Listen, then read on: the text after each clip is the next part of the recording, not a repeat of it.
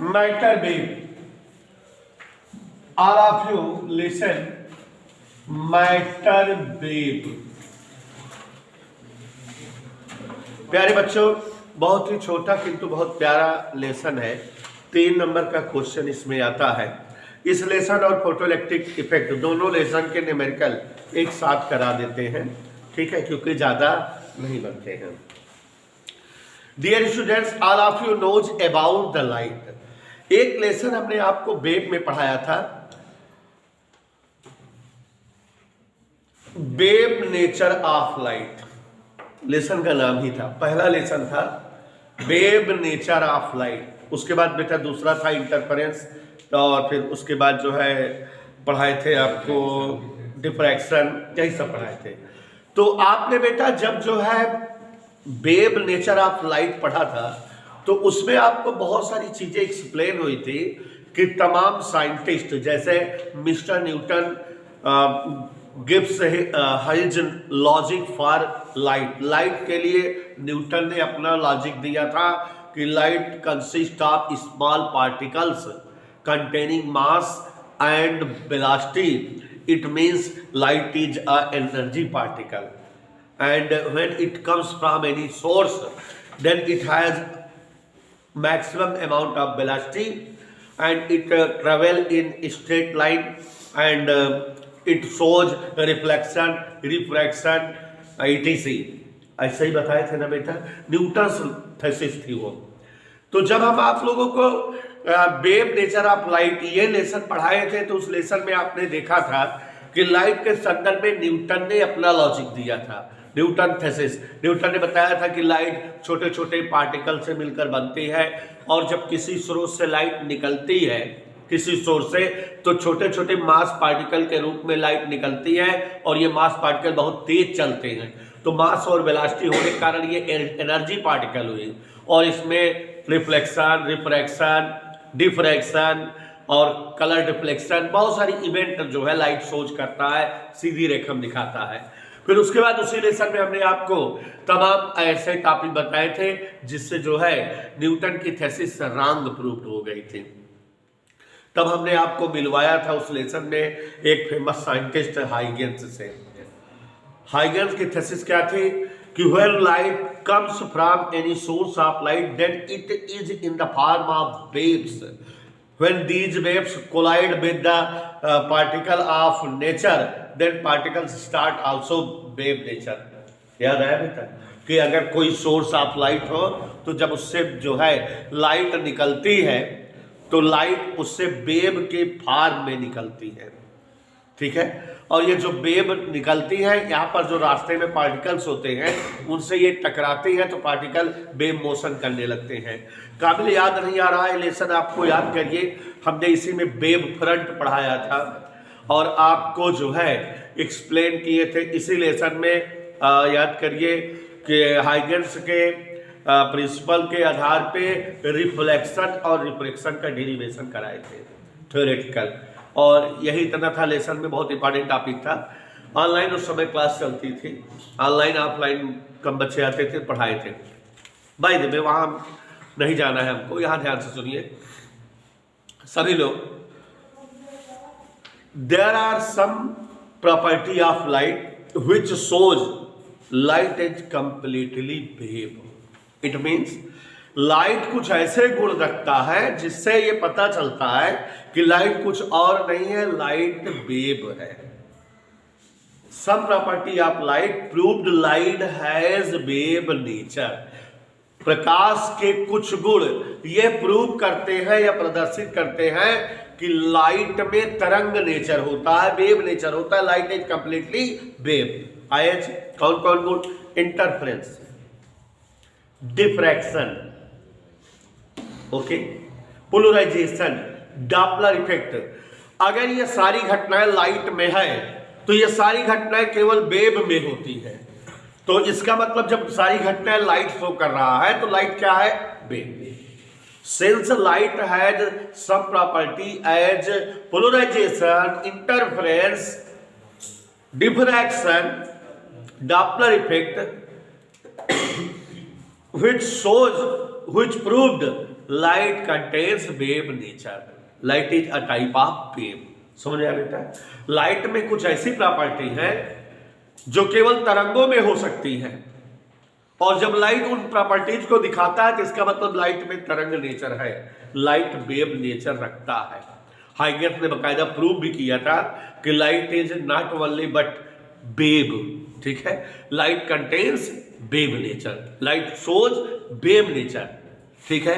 But अगर light को केवल वेव मान लिया जाए तो लाइट कुछ और प्रॉपर्टी भी रखता है, उन प्रॉपर्टी को वेव मानकर नहीं प्रूव किया जा सकता। जैसे लाइट शोज फोटोइलेक्ट्रिक इफेक्ट, किसी सतह पर जब लाइट इंसिडेंट होती है तो इलेक्ट्रॉन इमिटेड होते लगते हैं। ऐसे ही आप बीएससी में जाओगे तो कॉम्पटन इफेक्ट, ये दोनों इफेक्ट तभी जो है प्रूफ होंगे जबकि लाइट को हम मास पार्टिकल समझें कि लाइट मास पार्टिकल है, उसमें एनर्जी होती है, जब सतह पर टकराते हैं तो एनर्जी किसी दूसरे रूप में बाहर आती है। ठीक है बेटा? तो सब property of light as photoelectric effect as well as Compton effect proved light contains matter nature, particle nature. Light contains small particle having masses, मतलब कि यह प्रदर्शित होता है कि लाइट जो है छोटे छोटे कणों से मिलकर बनती है जिनमें मास होता है। अब बड़ी अजीबोगरीब बात है, वैज्ञानिकों में मतभेद होने लगा।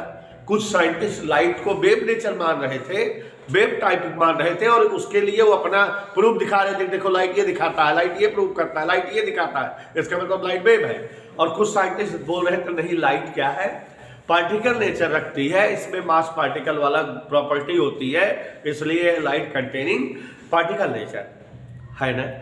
तो लाइट में दोनों बातें होती है, दोनों नेचर्स होता है, इसलिए साइंटिस्टों ने बाद में मान लिया कि लाइट हैज ड्यूअल नेचर।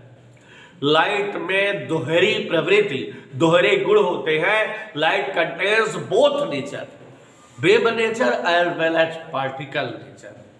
इसी को कहते हैं ड्यूअल नेचर ऑफ लाइट। कभी कभी पूछता है what do you understand about dual nature of light, light के ड्यूअल नेचर से आप क्या समझते हो? तो आप बता दोगे कि लाइट की कुछ प्रॉपर्टीज प्रदर्शित करती है कि लाइट में वेव नेचर है, और लाइट की कुछ प्रॉपर्टीज प्रदर्शित करती है कि लाइट में पार्टिकल नेचर है। इसका मतलब लाइट है ड्यूअल नेचर। बता लोगे कि नहीं? तो अंग्रेजी में कैसे बताओगे जानवी बेटा?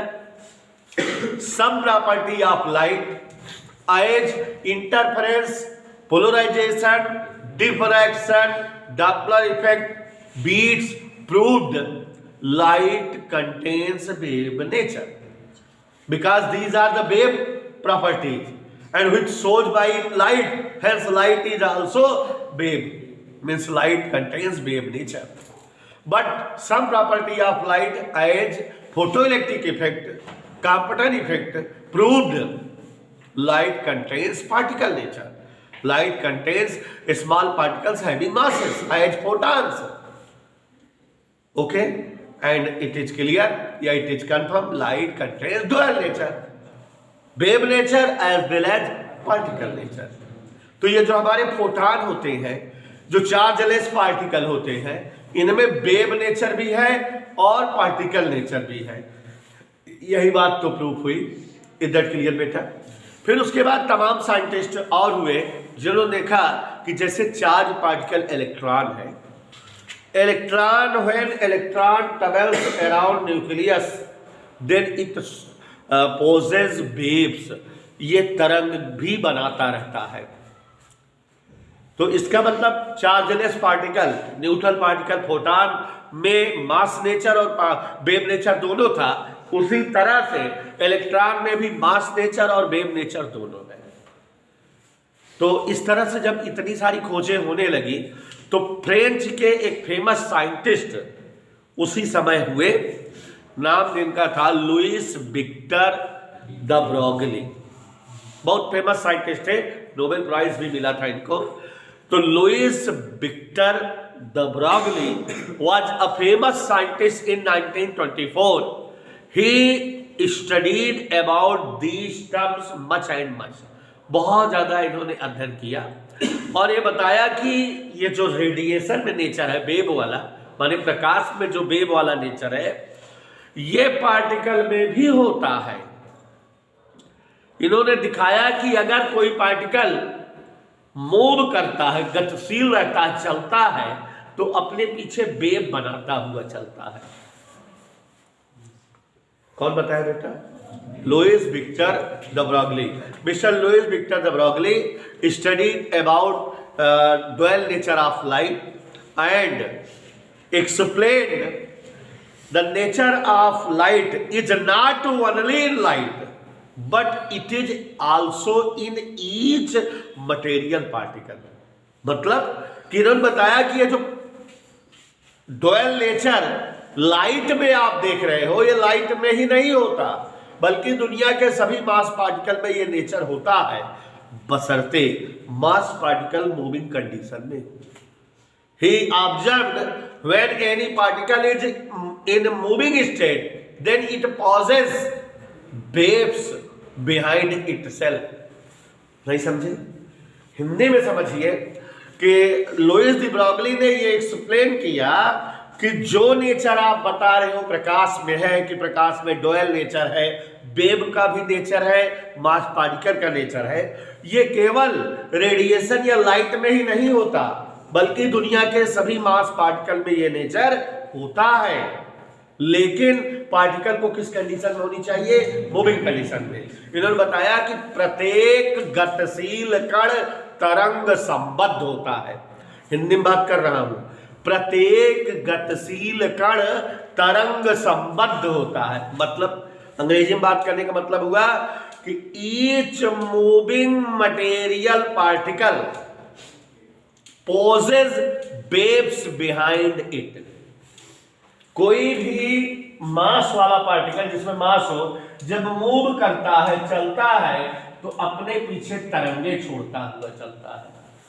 तो ये तरंग नेचर इसमें है, तरंग बना रहा है, और ऑलरेडी ये इसमें मास भी है, तो इसमें भी डुअल नेचर आ गया कि नहीं? समझ आया बेटा? तो पहले हमने आपको क्या बढ़ाया बेटा? लेसन खत्म हो गया, सुन लो ध्यान से विक्रांत। सबसे पहले क्या समझाया बेटा सिद्धांत? पहले समझाया डुअल नेचर ऑफ लाइट। सरल है, क्या बता दोगे? Some property of light shows light has wave nature as interference, polarisation, diffraction. ये सारी property are the property of waves, but these property are shown by light, hence light has wave nature.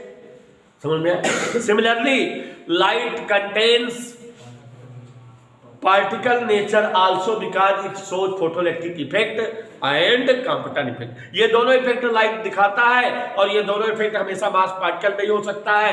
It is clear light has dual nature, mass particle nature as well as wave nature. ठीक है, तो ये dual nature हो गया। उसके बाद हमने Louis de Broglie की थियरी बताई। क्या बताया लुईस डी ब्रॉगली की theory? Louis de Broglie observed that the nature dual nature is not only in light but it is also in each matter particle। क्या बताया प्रज्ञान? कि प्रकाश में ही डुअल नेचर नहीं होता बल्कि दुनिया के हर मास पार्टिकल में डुअल नेचर होता है। इनकी एक थ्योरी है, प्रत्येक कण गतिशील कण तरंग संबद्ध होता है। ये इनका स्पीच है, डायलॉग है। प्रत्येक गतिशील कण तरंग संबद्ध होता है। अंग्रेजी में कैसे बोलोगे? Each moving material particle possess wave behind it. मतलब कोई भी गति करता हुआ कण अपने पीछे तरंगे छोड़ता है। Hence it is clear each material particle shows dual nature। Each moving material particle possesses wave behind it and these waves are called matter wave। इन जो है तरंगों को द्रव्य तरंगे कहा जाता है। These waves are called matter waves और also these waves are called de Broglie waves, क्योंकि उन्होंने खोजा था तो उनकी मेमोरी में इसे जो है de Broglie waves कह दिया जाता है। And the wavelength of these waves is known as de Broglie wavelength। तो विक्रांत समझ में आया बेटा सिद्धांत? Yes sir. क्या समझे? प्रत्येक कण गति करने के दौरान वेव छोड़ता है, माने प्रत्येक कण तरंगे छोड़ता है, इसका मतलब प्रत्येक कण में कौन सा नेचर होता है? Dual nature. तो डुअल नेचर लाइट में ही नहीं होता, बल्कि सभी जो है द्रव्यमान कणों में होता है। इधर के लिए तो यही लुईस डी ब्रागली ऑब्जर्व किए थे कि लुईस डी ब्रागली बताए कि प्रकाश में ही यह गुण नहीं होता, बल्कि दुनिया के सभी द्रव्य कणों में यह गुण पाया जाता है। प्रत्येक each moving material particle possess waves behind it, and these waves are called de Broglie waves, or you can say matter wave, and the wavelength is called de Broglie wavelength। समझ में आया? अब बेटा यहां पर ध्यान दो, derivation of de Broglie wavelength. एक मिनट आप लोग हमसे बात करिए। अभी हमने जो है मैटर वेव के बारे में बताया, और मैटर वेव का दो स्पेशल एग्जांपल होता है।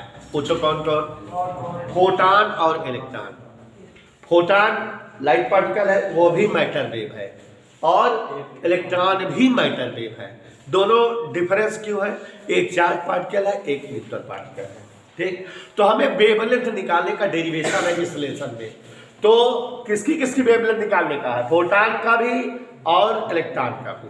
ठीक, तो देखिए जरा derivation of de Broglie wavelength. De Broglie wavelength का derivation. Let us suppose that there is a mass particle, या there is a photon having mass m and running with velocity c। भाई हमारे पास de Broglie wavelength matter wave की निकलेगी। Matter wave के example हमने क्या क्या दिया? फोटॉन का दिया और किसका दिया? तो डी ब्रॉगली वेवलेंथ किसका निकाले बेटा? फोटॉन का और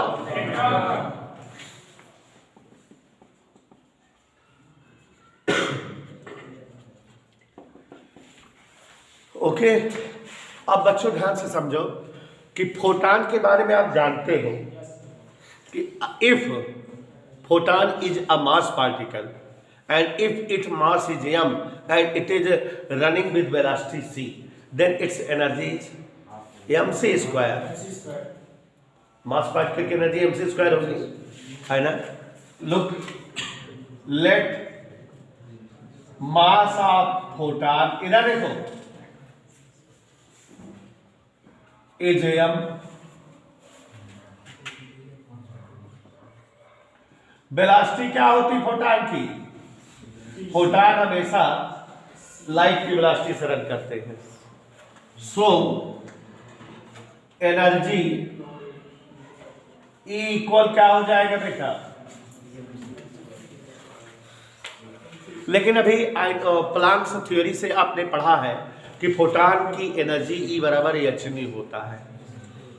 पढ़ा है कि नहीं? बट ध्यान देना, photon energy according to mister Planck E equal hν। दोनों सेव कर ले बेटा। देखो mc square equal hν। Okay बेटा, look here, but nu equal, आपको छोटी क्लासेस में पढ़ाया जाता है b बराबर m लेंदा, पढ़ते हो? Velocity equal frequency into wavelength. तो अगर यहां पढ़ा जाए तो c बराबर न्यू लेंदा होगा, वेलोसिटी के बजाय c, फ्रीक्वेंसी n के बजाय न्यू। तो न्यू इक्वल क्या होगा? c upon lambda. Put it mc square equal hc upon lambda. c से c स्क्वायर कट गया, m into c equal lambda equal since m into c equal mass into velocity momentum, mass into velocity. तो जानिए बेटा lambda equal h upon mc या h upon p, and it is the derivation of de Broglie wavelength. कठिन तो नहीं? D Broglie wavelength के लिए derivation हो गया फोटॉन की डी ब्रॉगली वेवलेंथ आई है। हमने एक्सप्लेन किया, आप सभी लोगों को बेटा समझ में आया? तो ये जो है डी ब्रॉगली वेवलेंथ आ गई, किसकी आ गई डी ब्रॉगली वेवलेंथ? अभी किसकी निकालेंगे बेटा? इलेक्ट्रॉन की। देखो निकाल रहे हैं बेटा, ध्यान से सुनो, लेसन खत्म कर देंगे। अगर इस तरह से लेसन हमको पढ़ाना है कितना मजा आए। और क्या, चैप्टर जल्दी जल्दी खत्म हो जाए, एक दिन में मारी हुई जाए पूरा। समझ में भी आ रहा होगा। फॉर इलेक्ट्रॉन, जब कभी कोई चीज टीचर पढ़ाता है मन लगा सुनते रहिए, आपस में बात ना करिए, तो फिर वो चीजें घर पे नहीं पढ़नी पड़ती, क्लास में ही तैयार हो जाती है। फॉर इलेक्ट्रॉन हमको क्या निकालना है बेटा? D Broglie wavelength. क्या निकालना है बेटा? Look here, D Broglie wavelength of electron. कोई बोलेगा नहीं? हाँ, देखो अभी भी डेरिवेशन किए हैं, लेमडा बराबर है h/p, किया है कि नहीं? डी ब्रॉगली वेवलेंथ का फार्मूला लाए हैं, तो फार्मूला हो जाएगा lambda equal h/p। Okay, for electron p equal mass into velocity, क्योंकि वो जो है वेलोसिटी ऑफ लाइट से थोड़ी चलता है। तो अब बेटा लेमडा इक्वल क्या हो गया? h/mv। कोई दिक्कत बेटा? But all of you knows Ek equal kinetic energy half mv square, ये होता है v square equal 2Ek upon m। Any doubt बेटा? v equal under root, any doubt बेटा? Put it, lambda equal h upon m into under root 2Ek upon m। कोई दिक्कत? देखो बेटा, ये हम अंडर रूट के अंदर करेंगे तो हम स्क्वायर अंदर जाएगा, और स्क्वायर से एक हम कैंसिल हो जाएगा, तो क्या आ जाएगा? Under root 2m Ek। एक फार्मूला ये आया, एक ये आया, एक ये आया। समझ रहे हो बेटा? Also we know that Ek for electron, electron की काइनेटिक एनर्जी का फार्मूला अगर याद हो, इनटू वी, इलेक्ट्रॉन वोल्ट। किसी चार्ज पार्टिकल की एनर्जी का फार्मूला Q इंटू वी होता है, तो इलेक्ट्रॉन की एनर्जी का फार्मूला क्या होगा? Put it, lambda equal h upon under root 2m ev। ठीक है बेटा? तो यहां बच्चों वेवलेंथ ऑफ इलेक्ट्रॉन h/p भी आ सकती है, न्यूमेरिकल लगाने के लिए काम देगा।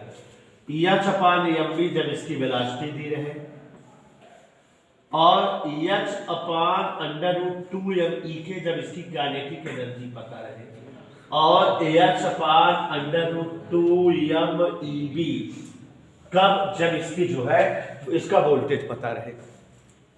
इधर ओके। एक चीज और बेटा ध्यान भी, यहाँ m इलेक्ट्रॉन का मास मालूम है 9 × 10⁻31, E charge of electron 1.6 × 10⁻90, h 6.6 into, तो इन सब की वैल्यूज पता है बेटा।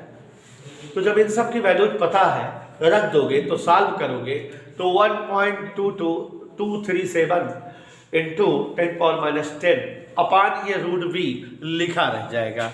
क्या लिखा रह जाएगा बेटा? अंडर रूट v जो है वो लिखा रह जाएगा, वो सॉल्व नहीं होगा, उसको छोड़ देंगे। दिया नहीं है, हम आपको डायरेक्ट लिख दे रहे हैं, हमें पता है। ठीक है, इसको सॉल्व करोगे बेटा, h का 2 का m का, तो 1.2375 angstrom upon under root v। ठीक है बेटा? These are the de Broglie expression for electron. तो अब अपनी बात एक बार फिर से रिपीट कर सकते हैं बेटा। Some property of light as interference, polarisation, diffraction shows light is a type of wave. It contains wave nature.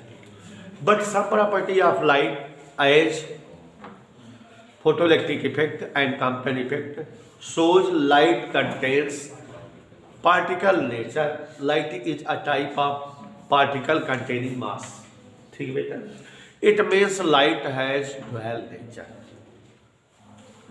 Mr. Louis de Broglie in 1924 observed that dual nature is the nature of light and also it is the nature of mass particle. Dual nature केवल light में ही नहीं होता बल्कि ये मास particle का nature भी होता है. ही explained when any moving material particle possesses waves behind it. कोई भी कण जब गति करता है तो अपने पीछे तरंग छोड़ता है. बेस हर गतिशील कण तरंग संबद्ध होता है, तरंग युक्त होता है. माने each material particle had dual nature and these waves are called matter wave or de Broglie wave and wavelength is called de Broglie wavelength. तो मैटर वेव के दो एग्जाम्पल फोटॉन और इलेक्ट्रॉन है. Both shows dual nature. Wavelength of photon अगर निकालना है तो देख लो बेटा कि अगर मान लेते हैं there is a photon having mass m running with velocity c, its energy is equal to mc square. We know that photon energy E equal h nu, where nu equal c by lambda. Hence mc equal h by lambda, lambda equal h upon mc, m into velocity momentum. तो D Broglie wavelength का formula आ गया lambda equal h upon p या h upon mc.